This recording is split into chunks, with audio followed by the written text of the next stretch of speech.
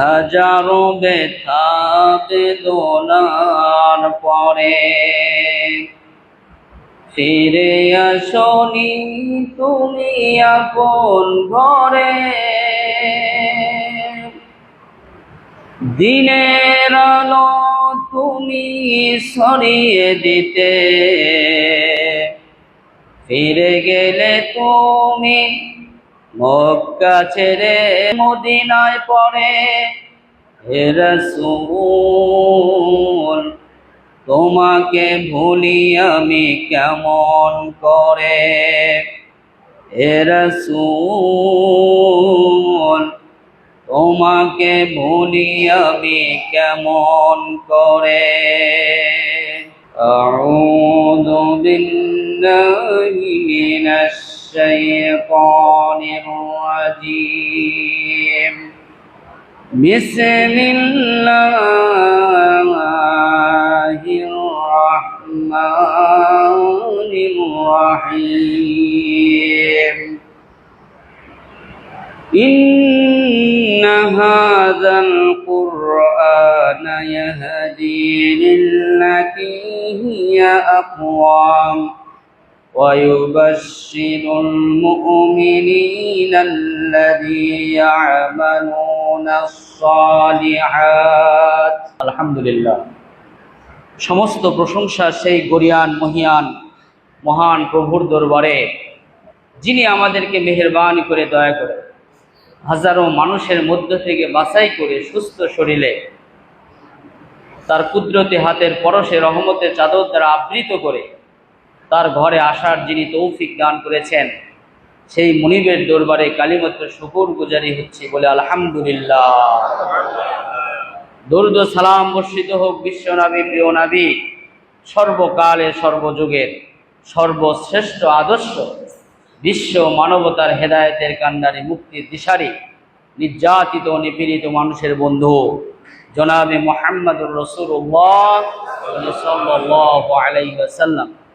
সম্মানিত মুসল্লিয়ান ইকরাম, আমরা ধারাবাহিক আলোচনা শুনছি তারিফুল কোরআন, কোরআনের পরিচয়, কোরআনের নাম, তার ব্যাখ্যা, তার শিক্ষা এবং আমাদের বাস্তব জীবনে তার করণীয়। কোরআনের প্রথম নামটি হলো কোরআনুল কারীম।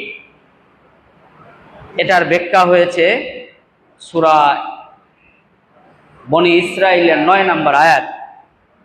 এখান থেকে আমি দুইটা শব্দের আবার ব্যাখ্যা নিয়ে এসেছি। একটা হলো ইহদি আর আরেকটি হলো আকওয়াম। ইহদি শব্দের তাফসীর শুনছি। এখন অত্যাধুনিক যুগ, শব্দ দিয়ে শব্দের তাফসীর, বর্ণ দিয়ে বর্ণের তাফসীর, বাক্য দিয়ে বাক্যের তাফসীর। ইহদির আমরা 5টা অর্থ শুনেছিলাম, মনে আছে তো? 1 নাম্বার হলো পথ দেখায়, ইহদি মানে পথ দেখায়। 2 নাম্বার হলো সঠিক পথের দিশা দেয়। 3 নাম্বার হলো হেদায়েত দান করে। 4 নাম্বার সঠিক পথে পরিচালিত করে। আর 5 নাম্বার গন্তব্যে পৌঁছে দেওয়ার জন্য পথ নির্দেশ করে। তাহলে বলেন তো দেখি, ইহদির কয়টা অর্থ? 5টি অর্থ। এখান থেকে আমরা সূরা মাইদার 67 নাম্বার আয়াত নিয়ে এসেছি। ইহদি শব্দটা এই আয়াতের মধ্যে রয়েছে।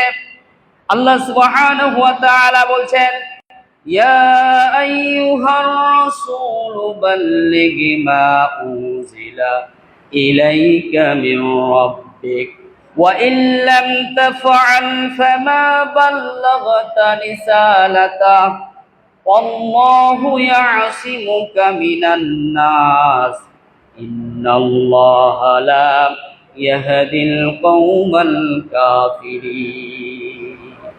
এর ভিতরে 1 নাম্বার দায়িত্ব ছিল যে নবীরা তাদের রিসালাতের যে দায়িত্বটা, আল্লাহর পক্ষ থেকে যে নবুয়ত দিয়েছেন, এই নবুয়তটা মানুষের কাছে পৌঁছে দেওয়া, দ্বীনের দাওয়াত মানুষের কাছে পৌঁছে দেওয়া, এটা হলো নবী রসুলদের 1 নাম্বার কাজ।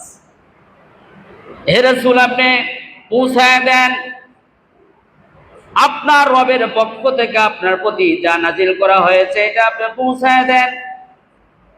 2 নাম্বার কথা বলা হয়েছিল, এইটা পৌঁছাবেন, তবে যা বলেছে তাই পৌঁছাবেন, এর মধ্যে যেন কোনো গোপন না থাকে।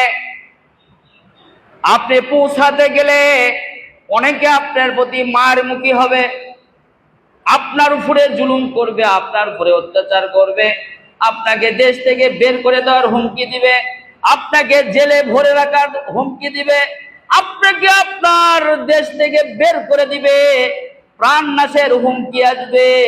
তারপরেও আপনি সত্য গোপন করবেন না। 2 নাম্বার ছিল এইটা। 3 নাম্বার ছিল এইটা, আল্লাহর উপরে তাওয়াক্কুল করবেন। দিনের কাজ করতে গেলে হুমকি ধামকি, জেল জরিমানা, ফাঁসি এইগুলো হবেই। এইটা যদি দিন প্রচারের ক্ষেত্রে যদি না হয়, তাহলে বুঝবেন ওটা সঠিক দিনের হক আদায় হচ্ছে না। দিন প্রচারের ক্ষেত্রে অন্ততপক্ষে 3টা জিনিস মৌলিকভাবে হওয়া লাগবে। এটা সূরা আনফালে আছে, দেখবেন শেষের আয়াতের দিকে।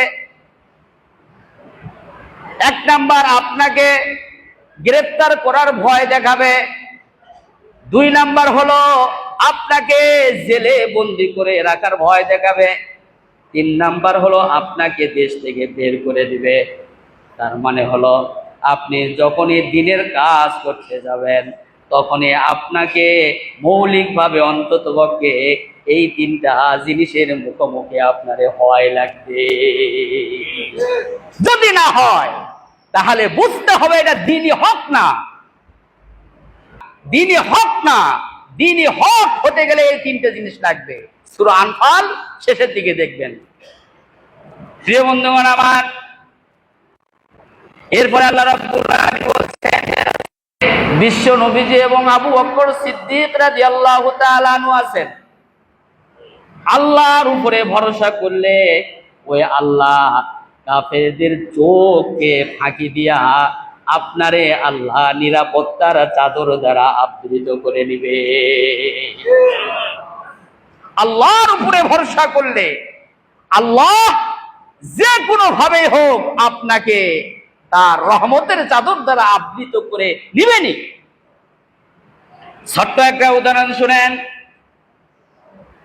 তাফসীরের কিতাবে এসেছে, ওমাইয়াত্তাকিল্লাহা ইয়াজআল লাহু মিন আমরিহি ইউসরা।